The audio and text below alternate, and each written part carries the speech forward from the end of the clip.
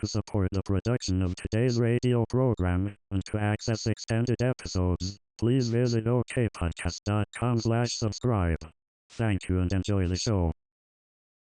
You have to listen. A lot of drummers don't listen very well. They hear a beat and they try and play it, and they might copy the notes, but they don't nuance and phrase it. They don't make it speak.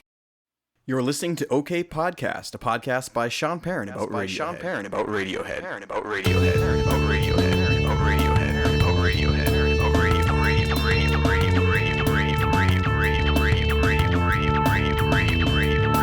Welcome back to OK Podcast. I'm your host, Sean Perrin, and this is the show where I discuss the musical and cultural impact of the world's greatest band, Radiohead. On today's episode of the show, I had the absolutely amazing opportunity to speak with Clive Deemer, who has been Radiohead's second touring drummer since 2011 and recorded on their 2016 album, A Moon-Shaped Pool. Of course, he has also worked with Portishead, Robert Plant, Jeff Beck, and many other fantastic artists. We discuss why he plays traditional instead of matched grip on the drum set, how his journey away from pop music ultimately led him back, his secret to great drumming which leads to better recorded sound in the studio and improves endurance, and of course, we also discuss how he got involved with Radiohead back in 2011, what it's like realizing Radiohead songs live, and much more. You'll never believe the role that sleigh bells, of all things, play in this story. As a special and unexpected treat, Clive actually performed the interview while sitting at his drum set in a dimly lit secret location in the UK. This gives us a very literal and musical idea of some of the concepts he's discussing, and I want to give a huge thank you to Clive for taking the time to come on the show. I do hope to have the chance to speak with him again, and while I could have talked to him all day for sure, this interview we only had 1 hour, so I got in as much as I could, and I do hope that you appreciate this episode as much as I do.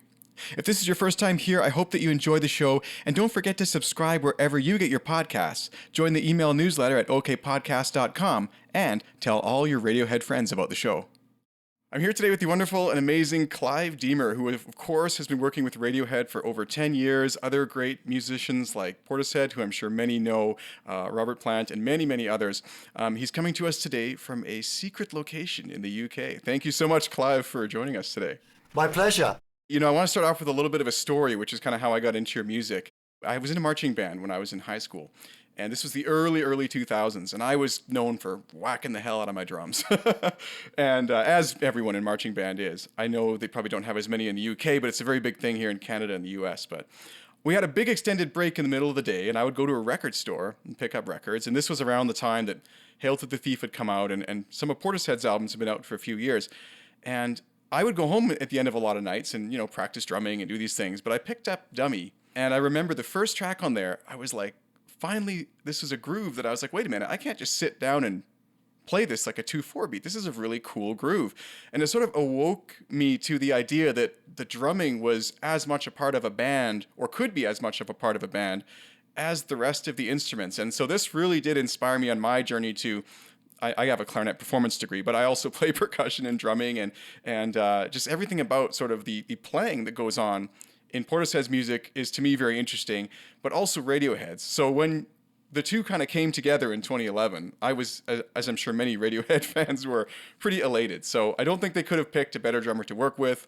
I love everything that you've done. I think you've done great work. But yeah, I'd love to just sort of dive in, first of all, to everyone knows you as a drummer, and if they don't, go look it up. We're not going to waste time talking about that here, but I want to dive into you as like a nuanced player, studio player, and sort of just get into sort of the music of Portishead, and then we'll talk a bit of about Radiohead a bit later. So yeah, there's sort of my introduction to how I found. Yeah, that's a good introduction. Thank you.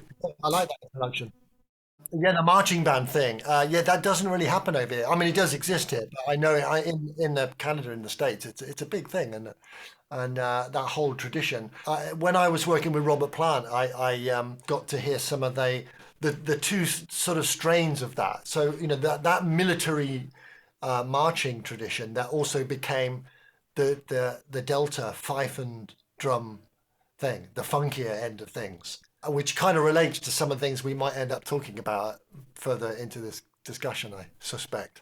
Yeah, and I notice in many of your recordings, you do tend to play traditional grip. So I have a feeling that's more from a jazz background, but I was going to ask if you were ever in a marching type band when you were younger, and it sounds like the answer is a hard no. No, I wasn't. And as often is the case with me, is there are lots of contradictions. When I started in the mid 70s as a long-haired rock fan, I was, a thumping matched grip basher to start off with, and very loud and would break things on a drum kit. And then, cut a very, very long story short, when I discovered the magic of being able to play quietly, that's when I really did start to get genuinely curious about jazz, and that's when I started to try and do traditional grip. And once I got it, which took me I've been playing about 10 years at that point, and when I switched back to traditional, yeah, about a year in, I'm so glad I did, because it completely gave me a whole new sort of musical outfit of clothes to wear, so to speak, and that all fed into what I do with Portishead and others. Could you elaborate on that a little bit? Like, I think that some people think that drummers often play traditional grip. Usually they're non-drummers, but they think they do it to look cool. And it does look cool. But what do you mean? What do you mean as far as the different kind of nuances you can get? Lots of things look cool when a drummer is playing something with true conviction. When like in the 70s, when you started to see a lot more people playing match grip compared with what would have usually have been traditional. If they're playing well with conviction and with real musicality, either one can look and beat and sound cool. But to me, the difference between match grip and traditional is there's a circular feeling that starts to come into your playing when you use traditional grip, which sort of kind of doesn't make sense, but to me that's what it feels like. And once I started doing the Portishead records, I started then to discover a dynamic level of playing, in terms of power, less volume, way, way lower than anything I'd ever experienced before. And that again fed into everything I've done ever since. Because before I was super loud, like most young teenagers on a drum kit, super, super loud. And before I started the Portishead thing, I'd gotten into jazz and was envious of watching acoustic musicians being able to play. And that age-old problem of when a drummer tries to join in, they can't a lot of the time because they don't know how to play quietly. And I was determined to crack that problem. And Portishead, funny enough, was one of the outcomes of me trying to get to that place. Do you think some of it has to do with the difference in the muscle groups between the different hand positions? And for those who don't know, matched is, of course, when the hands look the same. And traditional is when one drummer is holding... So match grip, yeah. So symmetrical, identical grip for both hands. Traditional, which comes from the marching snare drummers, and which fed into jazz. That's the difference. Yeah, muscles are a big part of it. But I did quite a lot of martial arts and Tai Chi many years ago. Particularly Tai Chi taught me some of the basic principles. Anyone who's studied in that stuff will tell you that a lot of the Chinese schools of how you move, it's about mental intent and having the right tension in the right place, but nowhere else. There's a Bruce Lee thing, there's a martial arts thing where the arm is considered to be like a piece of wire. The grip of the fist is like a rock, but the arm is loose and can transfer a lot of power and speed because you're not tensing up all the muscles. You're not wasting energy. You're not blocking yourself. And once I understood how to do that from Tai Chi, I applied that into the drum kit. So I'm not gripping the sticks really tight. It's just like enough tension in the fingers to not let go of the sticks. Everything else is let go. I let go. And that was another part of being able to play some of the things that I play. Drum and bass stuff that I did later on was affected by that. Yeah, and it's not really asymmetrical just from the way you look at it. I see what you mean as far as also kind of maybe the sound quality that one can produce or the feel of playing or the grooves. And there was another interview, I forget the guy's name right now, but you were talking a bit about this nuanced playing and how you can get so much more sound out of the drums in the studio. But I thought it was very interesting because you had also said that one of the reasons drums got progressively louder in rock music is because of the amps and, of course, the guitars and the guitar era. So it's interesting to me how, as music has moved on, we've gone almost back to a studio type of playing that has carried over then into live because of now additional amplification. And I wonder if we could just talk about how this sort of has rolled back on itself. Like, you're able now to play softer because of a studio, whereas before, more bands were recording in a live setting just straight into the microphones. I started in the mid 70s, okay? So especially when you're young, you want to be powerful, you want to be dynamic. It's a natural feeling that you have when you're young because you have tons of, you know, vim, and you're taking on the world full face. And rock music expressed a lot of that. By the time I started to discover the really good jazz, or what I personally felt was really good jazz, I started to realize that there was a whole musicality within the great jazz drummers that you don't get with rock drummers, although John Bonham is an exception, I'd say, and Earl Palmer, who inspired John Bonham. So once the amplifier and the electric guitar arrived in the early 50s, the dynamic volume of a band started to get pushed into a place that it hadn't been before. Jazz drummers who could play with acoustic instruments, that dynamic was left behind, and then the whole idea of power in rock music and rock and roll got bigger and bigger and bigger, and drum kits got louder and drummers got louder. So there's a lot of drummers, young drummers, make the mistake of thinking that if they play louder and louder and more powerful when they're recording, it will sound more and more powerful. The reverse is often more true. It's to get a more intensity from the sound of a drum kit, sometimes actually playing quieter means that the mics can get a better sound and you have more control of it. So when you mix it, you can expand that sound and make it sound even more powerful. No, but it's exactly what I love about the Portishead. The first groove on Mr. On's has that little kind of crescendo in the drum roll. And that to me was quite jarring because, like I said, I was used to just sitting down and being like, all right, I can play a 2 and 4 groove. Like I can play 90% of what's on the radio. But this song I have to think about. And that just kind of, wait a second. So that dynamic range in the percussion part of the drumming part was very, very cool. And that was recorded I was playing very quietly when I recorded that because to get the sound. There was a thing going on between Jeff Barrow and I when we were in the studio where I didn't have it on some of the first ones I did with them. I can't remember which way around it worked, but somewhere in that period I discovered these particular sticks. They're Zildjian model, Hal Blaine model. And that's what he used to use. And it's got a really sensitive tip. It's probably the shortest stick you can get. It's skinny as hell. It's like a little jazz stick, you know. I think of it like the difference between using a teaspoon or a spade. So if you think of opening up a soft-boiled egg, you use a teaspoon. You wouldn't get a spade to try and tap the eggshell and remove it. It would be too big. That's like a giant drumstick, and you're trying to play quietly and get subtlety and right, really low volume dynamic. And it's the same with the stick. So if the stick is shorter and thinner, all the velocity and the pivot of the stick is changed.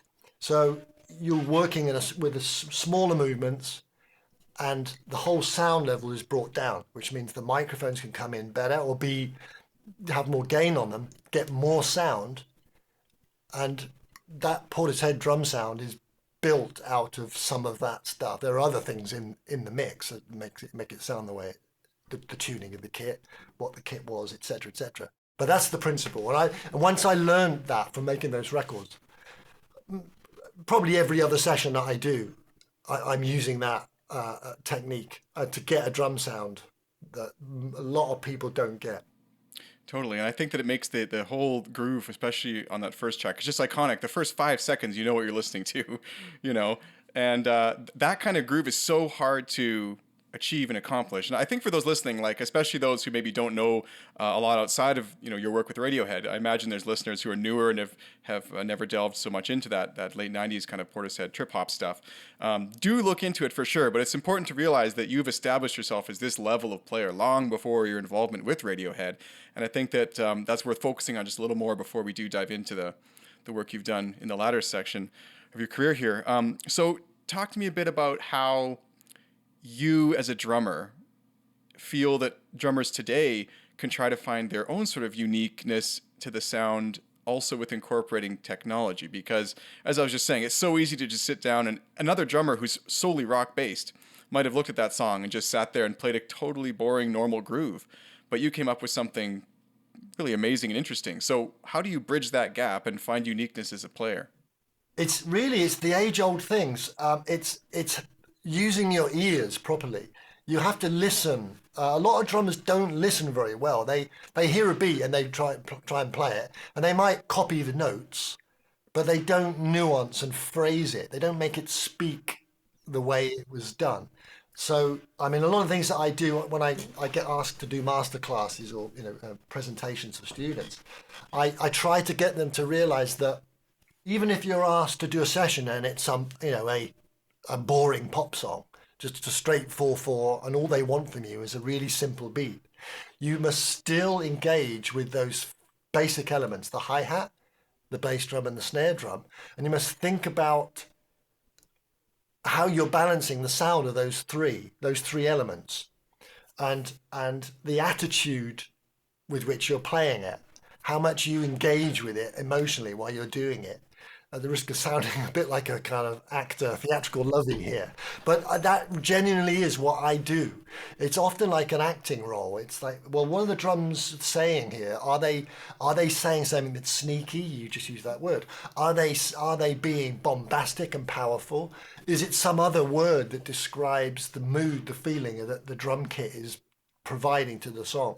Anyone who's played a while knows that, just the simple differences between putting a stick on a hi-hat cymbal, which I don't think you can see in this picture, but so if you put the tip on, you get this really fine, delicate sound. And then when you use the shoulder, you get this tonal change, And just deciding how much of that you use in relation to the bass drum and the snare drum part is going to have an effect on the way it sounds, the way it feels. And all of that, the stuff that I'd learned to do a lot of that many years before I did the Portishead records. And it was only because of Jeff's ear as well, Jeff Barrow's ear, who particularly wanted to get these certain kind of grooves that we were able to meet in the middle, where he could tell me, well, can you play it so it sounds a bit more like this or a bit more like that? And I was able to tailor the playing so that he got what he was imagining. So I feel like a lot of drummers then maybe think of kind of what to put on each beat, and you're more describing like how to put on each beat. Yeah, it's both things, of course. Yeah, I mean, sometimes you're presented with come up with a beat for my song, please. So then it's the same old thing. Yeah, what do I have an idea? That's another conversation again. But as soon as you've got the beat, you must then straight away ask yourself, am I playing this the best way? Could I play this slightly differently? That would help. Just the simple difference between playing something in straight quarter notes or making them swing a little bit or a lot. I've been in sessions where someone started up with play, they put the track on and they think they're going to get, But if I suddenly would say, well, yeah, but I could play like that, or I could swing those beats. Just moving between swung and straight can sometimes transform a track. I mean, it's one of those things, and once you start talking about it, it sounds very simple, but it kind of blossoms out into all kinds of possibilities. Well, I've heard drummers describe playing melodically before, but generally it's more, I don't want to say, it's a little less involved. Like, they're talking about the high tom versus the low tom and the snare, but you're talking like literally you use the hi-hat to demonstrate this, which I find very interesting because it's such a high frequency that most people just consider to be a little click in the background. But you're putting a real level of thought into it, which is just amazing. Yeah, and for the same reason. So a lot of things I've often said to other drummers is when you are playing what on the face of it might seem like a simple, recognizable beat or a common sounding beat, you think about if one of those elements, the bass drum, the snare drum, or the hi-hat, is somehow dominant to the other two. So if I'm just playing a 4/4 beat, and then I make one of them louder. This is not mic'd up properly for drums, but I make the bass drum loud, too loud for this mic in this instance, but.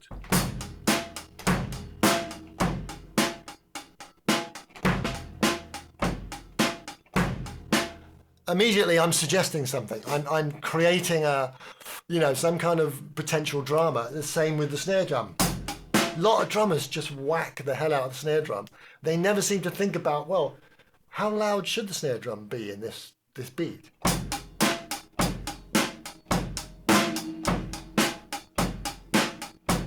You know, or,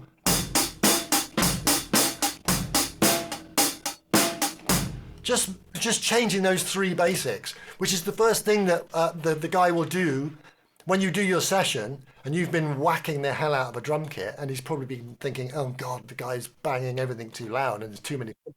He's going to just completely pull everything down on the faders and rebalance everything you played. So if you're musical, if you think musically enough and get into the song enough and imply a mixed outcome of the drum kit while you're recording, he'll probably fall for it a bit like, it's a bit like the Jedi mind trick, Hey, wouldn't it sound really good if the snare drum was a bit louder than everything else? And by the time you've nailed the track, he'll probably leave it like that. He may even enhance that because that's what you said. That's how you said it at the time. Yeah, you want the recording engineer, I guess, to be excited about turning you up, not wanting to turn you down. Exactly. And that's what I find often happens when I do stuff with people. When I play quieter, generally speaking, we call quieter, I usually find that when it's mixed, the drums are way further up in the mix than you know. That's amazing, though. I hope those listening can hear, too. I definitely hear the different qualities in the drums. And next time I sit down at a kit, I'm really going to think about this. But let's talk a bit about just the technology that's integrated into drumming. Drumming is one of the very unique instruments, I think, in the sense that it has involved technology. Like, I also play the clarinet. There are no MIDI effects I can really add to my clarinet and things like that. But a lot of drummers now in their setup, they're including, technology, whether it's running into a sampler or some kind of different, roll-in pads and things like that. So how not only do you do this, but how do you do it in a tasteful way that ends up sounding timeless? Well, it's funny, but lots of people say this to me about me and technology. Really, a lot of what I've done, there isn't that much of it. I mean, certainly not with Portishead. I've met a few other musicians from, well-known bands or producers who came to see Portishead in the first first tours that they did when they became well-known. And a lot of people came along expecting to see a stage full of technology and equipment and, samplers and stuff. And when they got to the gig and saw a drummer with a drum kit, a bass player, guitar player, only one person on the stage was doing the other stuff, and that was Jeff Barrow with all the stuff that he had created, and then obviously Beth. It was actually quite a conventional band. The only thing that marked it out was all the frequencies that didn't get used. So the way that Jeff Barrow, Portishead, deal with a PA system is different to what everyone else does. They get rid of loads of frequencies that everybody tries to use. They actually limit the frequencies to get the sound. That's the first thing. In Portishead, I was firing off a few samples, but they weren't nothing that's like particularly remarkable. There's loads of other drummers out there doing that. With Radiohead, a little bit more because I did a bit more of that with them because there's so much more material that it's such a broad musical church, Radiohead. So there were sounds that specifically had to be on my Roland SPD pads. Yeah, I was fast forwarding a bit to the picture that you sent me, which is clearly of a Radiohead setup. I think I see the daydreaming lights in the background. Okay, maybe. Yeah. And so I think that I see a kind of a Roland something, set up here. But you're totally right about Portishead. In fact, one of the really interesting things about that Roseland Live album is they chose to start it with the orchestra's tuning note. And I always think that's really interesting because when I listen to that, I'm like, okay, it sounds like we're about to listen to some little chamber music thing. And in a way, it is chamber music, but it's just with new instruments, and it's kind of cool. But you don't expect what happens, really. And it's an interesting way to have started it off. Like, here's something super traditional, and now here's, I think it's humming that it starts with, It's a trick. It's kind of a trick. It's like, on the one hand, Portishead kind of came up with this sound, this sort of, it's hard to find the words for it, but a very, very particular mood, a very particular atmosphere. Almost like austere or something. I don't know. Austere, that's a good word for it. Yeah. But when you boil it all down, it's really just about the texture and the tonal qualities and the frequencies that have been used, or more importantly, that have been removed. That's, all of the sounds, one of the terms that became popular at the time of it being lo-fi. Everybody started saying lo-fi, which was a shorthand way of saying all that stuff. But it's having the ear to be aware of those things when you're making it. That's the difference, you know. And it's getting away from the established tradition of being in a studio and having absolutely super duper high fidelity sound, which for some things is great, but from the Portishead starting point, that's boring. It's obvious and it's not very interesting unless the source sound you're recording is interesting. Well, I've thought of a way to reword my question, which might make more sense. How do you avoid the temptation to just like go all into this sort of electronic drumming world then? Because if you're kind of sticking in the more acoustic realm and all this technology is available, I find that a lot of 80s bands, like you listen to it and you're like, oh, that's 80s music right away, just from all the synths and all the weird percussion sounds and, you know, all that stuff. But for me, like I know some people would disagree with this, but Portishead and Radiohead and other bands, like they don't have that character where I listen and I'm suddenly like, ah, this is 90s. I feel like it does sound kind of 90s, but if it came out yesterday, it would still be fresh.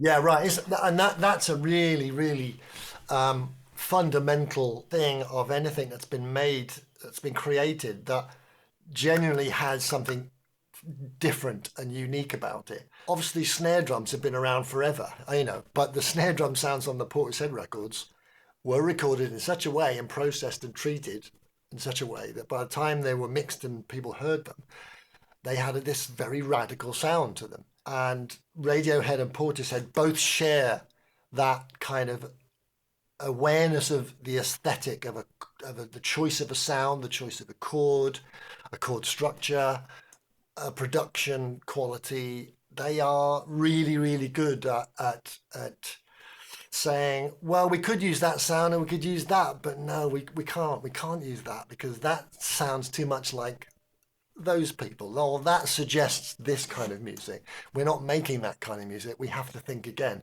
We have to come up with something that's not like that. So I guess to answer my own question, it kind of seems like a lot of what me as a listener might interpret as electronic sounds or sampling and things like that is mostly done in post. Well, no, it's both. I mean, one of my frustrations is that the Roland pad system is a great piece of kit, and it's been fantastic to use. But one of the things that I've never got round to doing, it's partly a frustration myself really, is that I want to. I keep talking about this, and I never get time to do it. So some of the sounds that I use, which are not particularly radical, that I have in my pads, I want to get into the same world that a lot of guitar players get into, where they have a really carefully worked out sequence of effects pedals that creates a sound world, that creates a set of sounds that would never ever have happened without that sequence of effects pedals. Ed O'Brien is a great example of that in Radiohead, and some of the really, really baffling sounds on those records are Ed O'Brien. They almost don't even sound like. Not Johnny. Yeah. You You wouldn't know, even know so they're a guitar sometimes. It's.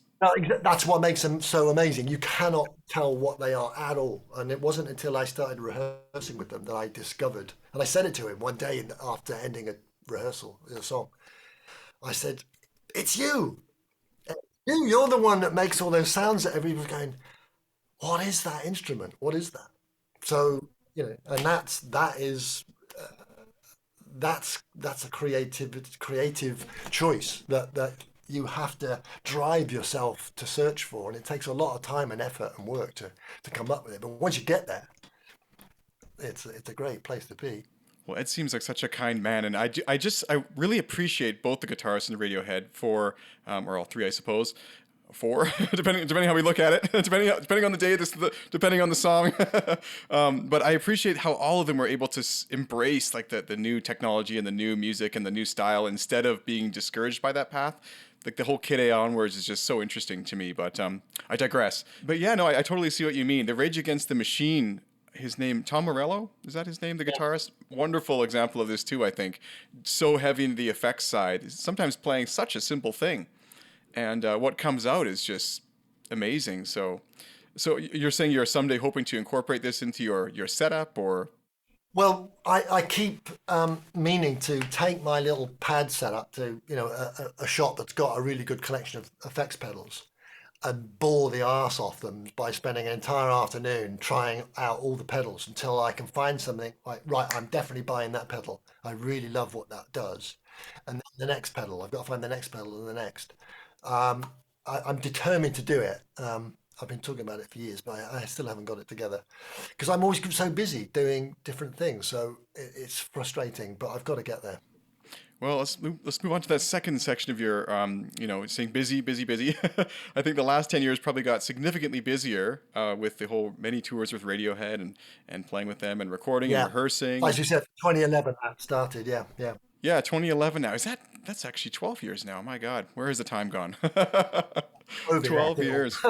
12 years, yeah. So let's talk a little bit about, if you don't mind, how this kind of came to be. Like, I think that the merging of two of what I would think are the greatest drummers to make some of this music is just such an interesting phenomenon. And it's interesting to me because the Portishead, Roseland recordings back in the day, I think 1998, there was two drummers on that as well. That's right, Jeff. That's right, Jeff did. Yeah, that's right. There was some overlap, some moments. Yeah. I can't remember. I haven't watched that thing for ages. It's so I almost can't like remember. foreshadowing to me, though. It's like this can work, but it's strange because the average person listening to Radiohead, especially the album versions, they're going to hear some kind of interesting, especially King of Limbs era onward, some very interesting, tricky, polyrhythmic, crazy stuff. But I imagine that if they came to a concert, just like you're saying, they would think they would see a drum machine or a looper or all this kind of stuff. And I think they would be surprised, if they're not a keen fan, to find that there's actually two drummers now in Radiohead to realize this music. So, first I just want to, if we could dive into a little bit, like what was that like to start working on the music, getting it into your repertoire, working on the arrangements and just bringing this music, which sort of existed in the studio, to life at the beginning? Well, I've talked about this before. I mean, when you go and listen to the King of Limbs, Bloom is the track that really kind of started the ball rolling with the whole idea. I think that is, if my memory serves me correctly, much of the dense polyrhythmic nature of that track, Bloom, was Johnny combining a whole load of loop, all kinds of loop tricks that he'd gotten into. And you got to remember, Johnny is always doing something with gear. And sometimes when you ask, well, how did you do that, Johnny? And unless you're really, really technically savvy, and I'm not up to speed with him and often you'll get an explanation, but I wouldn't fully understand what he means, unless I really, pin him down. So I know that they made a lot of that stuff in the studio, and it was only once they'd done it they realized, how the hell are we going to perform that? Because it wasn't performed. It was built in the studio out of various kind of technological trickery, invention. So the challenge was, Clive, can you work with Phil and try to kind of come up with a way of working together to create the vibe, the atmosphere of Bloom? So we have the spirit of that. They weren't interested, and this is an important thing, they weren't interested in sort of having some perfectionist, sort of anal, just a straight reproduction of the record. And some people would try and reproduce it exactly like it is on the record. They didn't have that hang up. So it was about having a polyrhythmic, dense, a lot of things going on, which is why you have Johnny playing a floor tom and a snare drum. Obviously, me and Phil are on kit, so there's three drummers there again. So anyway, it took us maybe 3 or 4 days of just Philip and I just working together to find out how we could knit things together, and it emerged from that. They always foreshadowed this sort of concept, I think, of having two drummers, because there's many songs in the past too. For example, There, where Johnny and Ed are both playing tom drums. And even I remember watching a concert back in like 2008, it must have been, and Tom came to the front of the stage and grabbed a drum set, and I'm like, what is going on? And they introduced one of those songs, Bangers and Mash, which has become an obscure kind of B-side, but he was playing drum set for that. And I always sort of, from that moment on, I sort of felt this inkling that they needed more for the percussion in the band. And it just seemed like a sensible kind of trajectory, I guess, to just add a second, drummer to the touring lineup. And it works, fantastically well. And I really think that a lot of the songs, one of the things you touched on, which I'm so interested to hear from someone who's been actually working with the band, is that willingness to create different versions of live songs than the album. Because it would in a way be so boring to just hear the album live. Yeah, I mean, there was a period in music where people used to do that, where they used to just try and sort of present a carbon copy of the thing. And maybe, maybe for some people that's a great thing. And it's, I'm not saying that's wrong, but again, because of them, they have this fearless. They're always pushing forward. During sound checks on a tour with them. If we suddenly stumbled into some little alteration to something on one of the established songs and it felt good, there would immediately be a discussion. Hey, this sounds good. Should we try that? Should we play that tonight? Well, let's try it again tomorrow, and if it still feels good, maybe we'll put it in the set. So that's an interesting mindset that not all bands at that level would do. Well, it keeps it exciting. I will go see Radiohead when I can on a tour 4 or 5 times. And people, are you insane? Like, why would you go watch a band? Well, first of all, the set list's different every night. The songs are totally different energy than on the recordings. It's for a Radiohead fan, like it's a religious experience to go see the concerts and take in the music in person. But it's just that difference of the live energy, exactly what you're saying, is just so, I think it's a very special thing. You're right, it's very unique, but it's highly musical, almost like on another level though too, to allow that to happen to the songs and still be recognizable of the song and not feel like, it's a scaled down. This is just the live version. This is the live version. And yes, it's different, but it's also better in its own way. They're both better in their own way, Absolutely. I mean, when Tom's singing night to night will differ hugely. There are certain songs where that are in odd time signatures, for example. A lot of people would tend to play it safe and sing the same thing to create some stability. Tom always takes liberties with the timing, the phrasing of his own lyrics, and I found that really exciting. Again, for that track, Bloom, which is this real sprawling jazz-like thing. Well, Bloom is exactly what we're talking about too. It has a live version. It has that album version. It doesn't have like a drawn out version for some documentary. Like it's very musical versions, almost orchestral sounding. They worked with Hans Zimmer on that one, I believe. Crazy. So many versions. And that's one thing that came out with that mini disc leak a few years ago too. I remember listening to that and being astonished as a musician myself and songwriter to a limited ability, just how many versions go through. And it made me feel so comforted as a musician to be like, everyone goes through this. That's okay. It was so kind of interesting. But in another interview, you talked a little bit about when you were going to go on tour with the band, I think it was called Hawkwind. You had to rather quickly. Time now, yeah. Yeah, you had to really quickly get the catalog together, and it was a rather rushed endeavor. But I imagine that you did, of course, know of and appreciate Radiohead's music before you started working with them. So, was it stuff that you'd already kind of integrated, and you were just able to kind of go, or was there a lot of rehearsal and the need to kind of really get into the music in that way, or what was it like preparing for the tours? Yeah, it was very sensibly put together because the original proposition that was put to me was we want to test out and then hopefully rehearse to do the performance of the material from The King of Limbs exclusively for From the Basement. But what happened is that during the process of doing the rehearsal to prepare the material for that recording, it became quite obvious in little moments when, before or after a tea break or whatever, or someone would start playing something and I would pick up on it, or the other way around or whatever. And it quickly became pretty obvious, like, well, what would it sound like if we did such and such, and pick a song from the back catalogue? It just built out from there. It just became obvious that with having two drummers, suddenly there were other sort of musical gears available to the band. And because I was also quite happy to just use percussion instruments on certain things where me playing the kit would have been pointless. And I've told the story many times, Airbag, they rehearsed Airbag while I was there. And I noticed that Colin played the sleigh bell. If you go back to the album, it's a sleigh bell, which I think this is really interesting. I've said it before. Usually when you pick up a sleigh bell, immediately everybody hears and imagines Santa Claus, Christmas. When it's Yeah. on that record, it does not make you think that because the guitar riff down, down, down, down, down, down, but the sleigh bell is chugging away, ding, ding, ding, ding. So Colin used to pick it up for 4 bars or 8 bars, then put it down, and he played the bass through the rest of the song, and then you pick it up again at the end. So I watched them do that in the rehearsal. So they finished it, and I just said, "Oh, a suggestion, guys. Would you like to run it again, and I'll play the sleigh bell for you all the way through the track?" And Tom said, "Yeah, yeah, try it."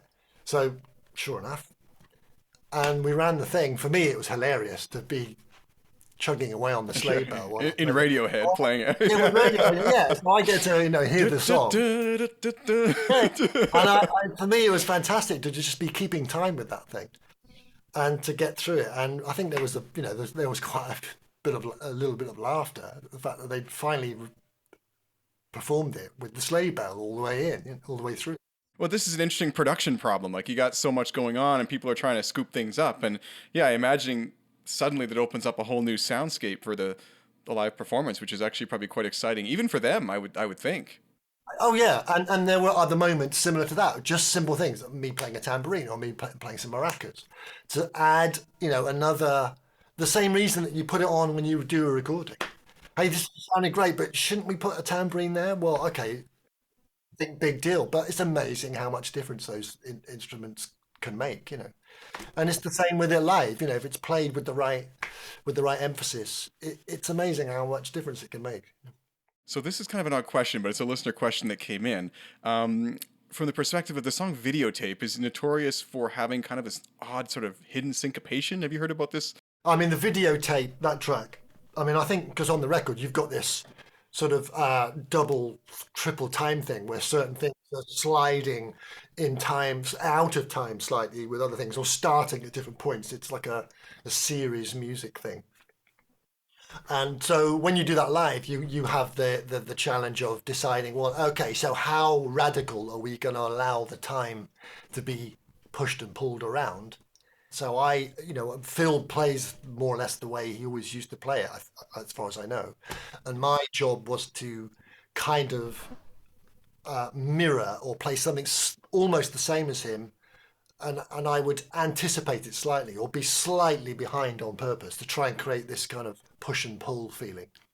But the danger when you do that is that you can then end up with a very, very, you could musically be on shifting sands, obviously, literally, and the whole thing could fall apart and become a bit of a car crash. But So is that one of the songs you would find is more particularly difficult to play? there are certain Radiohead songs that for all of the band members, you have to be really switched on. You can't just start the song and, oh, I know how this goes, and just kind of do it and be staring around the room while you play your way through it out of. There are certain songs where there are rhythmic complexities going on between all of the instruments that if you allow yourself to not focus and fall off of your understanding of where you are, you could easily trip everyone else up. There's quite a lot of songs that are in odd time signatures where there's very little information landing on the downbeats, where everything is syncopating in some kind of offbeat way. So your sense of where one is, the beginning of a bar, you can easily become lost because the references are scattered here, there, and everywhere. So Yeah. It's almost as if that's the point, though. Like, for the listener, is to lose that downbeat, and it gives it that interest. And I see what you're saying, though. That is a hard spot to kind of keep involved with. So I think that there's it's interesting, though, because I do wonder why they then changed the set list so much, because I don't think they've ever played the same set list twice. yeah, I don't know exactly why, at what point they decided to do that, but I guess early on it was that not wanting to be bored and not being boxed in and feeling like you have to just kind of go on stage like a bunch of performing monkeys and go through. Well, it's a smart decision. It's always a really interesting thing to see different. And, I would, if I ever get a chance to talk to some of the other members, love to find out about how they structure the set list and think about that. Because there's certain songs that seem to work better as openers, obviously, but sometimes they'll totally flip it up. It's like, wow, okay. It works. Again, I play with a lot of different people, and there's all different there's so many different reasons why you might put a set of musical material in a certain order, and there's no end of reasons as to why you would definitely not play this song as the opening tune. Yet 3 gigs later, that could be exactly the right tune to start the set, because it's this particular audience in that particular venue on that particular night, and there's an acoustic factor there. Who knows? There could be any number of reasons. There are rules and there aren't any rules. It's that thing. And just when you think you can say it should always be done this way, no, there's always another way of doing it. So a couple more listener questions here. I do want to get to these because I thank these people so much for sending them in. This is kind of a two-part question, but how has your playing evolved, I think they mean, over time, and what is most important in a band, synergy or something else? My playing over time, we've talked about that a little bit already, but basically, yeah, I started off as a loud, bombastic young rock drummer. Okay, showing off, playing too loud, and copying certain kinds of drummers, rock drummers mostly, but always having a curiosity about lots of other music, particularly jazz, which I was clueless about when I started. When I discovered jazz and sort of had a rebirth, that began me on the path that accidentally led me to being useful to people like Portishead and then eventually Radiohead. And even Robert Plant, which is probably the funniest one of all, because what Robert liked about my playing was its springy quality, was the word he would use. But the funny connection is that I remember when I was only playing jazz and blues as a policy for a while. I just sort of didn't want to play any rock music or pop music. I just wanted to play jazz and blues. And that's where I discovered the drumming of Earl Palmer. And that's when I realized what pushed John Bonham's buttons, because I started to understand exactly the same things from the record. We both would have listened to the same tracks and were trying to do the same thing. And then strangely, I end up working with Robert and having to play some of those Led Zeppelin tunes. It's like, like squaring the circle. Earl Palmer was this connection for both of us. And so that's God, I don't know if I'm answering the question at all. It's so hard because as you get older and you've been playing a long time, it's such a lot. There's such a lot of strands that affect why you do play in certain ways, and you forget the route that you've come. But yeah, I've gotten quieter and quieter, as I said, but I can still go all the way between super bombastic and to very, very subtle. And that's what I try to hang on to, and I keep trying to develop that. This is so interesting because there's actually, I found a trend with musicians that as they go through their career, they want to get quieter and slower. I talked to Stanley Drucker, who was the principal clarinetist of the New York Philharmonic, longest ever, I think 75 years or something like that. But he said the same thing. I would like to, as he got older, he learned to play softer and slower. And Glenn Gould, the famous pianist, said a similar thing. So all of us who are, slow down, I guess. Because when you're young, you haven't yet experienced the realization of the fact that when you're young, you say a lot and you use a lot of energy. But by the time you look back at that 10 years later, 20 years later, if someone puts a bit of footage of film of you as an 18-year-old going, blah, blah, running around saying all this stuff and doing all that, it'll be great, some of it. Some of it, you'll be really embarrassed. Are you familiar with Glenn Gould, his 2 recordings of the Goldberg Variations? I've heard them, yeah. I'm not hugely familiar with them, but Well, that's one of the most exciting instances in music for me, is you've got this really early, like 20-year-old guy playing through a whole piece, and then years later, when he was 50, just before he died, he recorded it again, unrecognizable. It was crazy. And it's the same for me. So when I listen back to things that I did, so many years ago, and laugh at them and hear them as oh God, I was trying so hard to do this or hard to do that. What I should have done it's like just being a human being. As you age, you learn to get your point across or to understand things because you have greater knowledge. You have greater ability to sort the good stuff from the frippery, the nonsense, the fakery. Of course, in this day and age, a band is a very different thing. The old traditional bog standard lineup of a band was about having the right musicians who somehow fit together, that together makes a synergy. And obviously they're great, Radiohead's a great example, Led Zeppelin, great example. where there was a magical quality that emerged only because those 4 or 5 people came together at the right time. But then great songwriting partnerships, usually that thing where they're 2 different people, but together this magic happens. So yeah, it is very important, as it is in the studio when you're working with other musicians. If you can understand one another quickly and instinctively, great things can happen. So yes, synergy is really important, obviously. And the synergy within yourself, understanding what it is you're trying to do when you play, and how much of that is about maybe some technical things that you haven't mastered, or is it more about what you haven't thought, what you haven't imagined to do yet, or what you haven't strived to do that you could do that you're scared of trying, or undoing stuff that you're doing that's too much, simplifying, all those old things that all artists kind of struggle with. Am I putting too much paint on this canvas, or is it not enough? Should I only use 2 colors? Yeah, and sometimes those limits actually make it better. Yeah, lots of limiting it to 2 or 3 colors instead of 1,000. But Jeff Tweedy said something similar in his book I read just yesterday.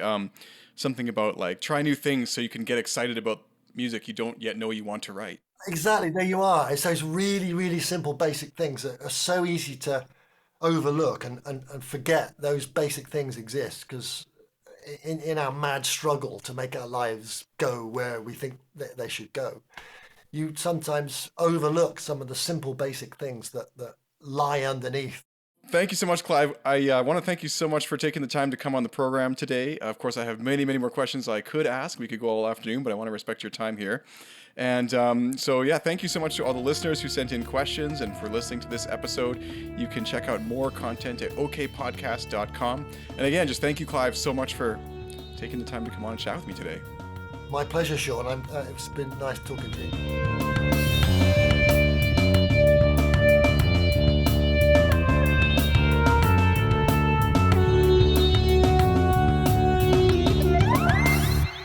Thank you so much for listening to OK Podcast.